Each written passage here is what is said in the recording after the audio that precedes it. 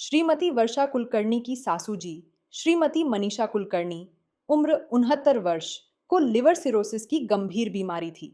बीमारी इतनी बढ़ चुकी थी कि डॉक्टरों ने आगे के उपचार के लिए लिवर ट्रांसप्लांट कराने की सलाह दी थी। परिवार के लिए यह समय बेहद कठिन था, क्योंकि लिवर ट्रांसप्लांट एक बड़ी और जोखिम भरी प्रक्रिया होती है।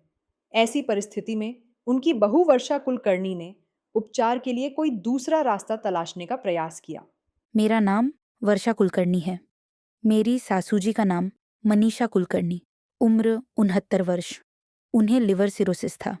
वह खा नहीं पाती थी। उन्हें यूरिन और शुगर का भी प्रॉब्लम था।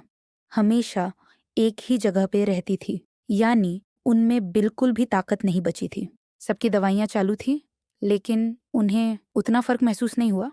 डॉक्टर्स ने कहा था ये लास्ट दवाई की गोली है, जब तक आराम मिले तब तक ही। उसके बाद फिर लिवर ट्रांसप्लांट।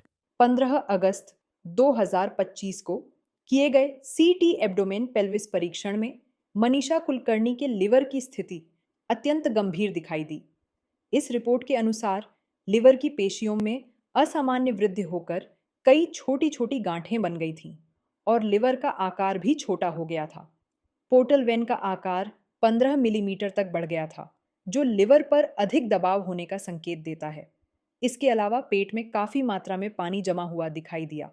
ऐसी गंभीर स्थिति में उनके परिवार ने मॉडर्न होम्योपैथी उपचार का विकल्प चुनने का निर्णय लिया। फिर मैंने ऑनलाइन यूट्यूब चेक किया कि और क्या ऑप्शंस है। फिर मुझे मॉडर्न होम्योपैथी नाम पता चला।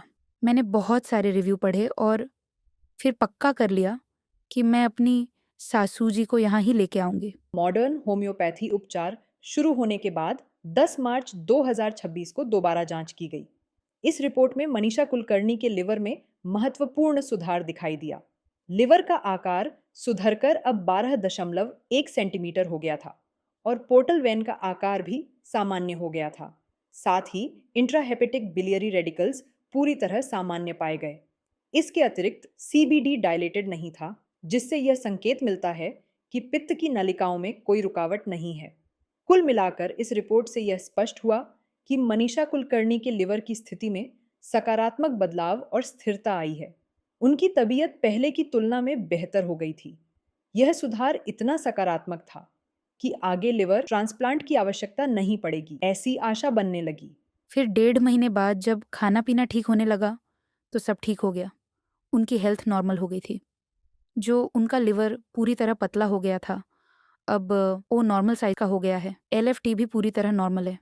अब तक 2-3 रिपोर्ट आ चुकी है। डॉक्टर विजय कुमार माने सर की दवा बहुत अच्छी है। उनकी वजह से हमारी सासू जी में बहुत बड़ा फ़र्क आया है। इसीलिए मैं सबसे कहना चाहूँगी कि जिसको भी लिवर की समस्या है, सबको यह दवा लेनी चाहिए और इसका कोई साइड इफ़ेक्ट नहीं है।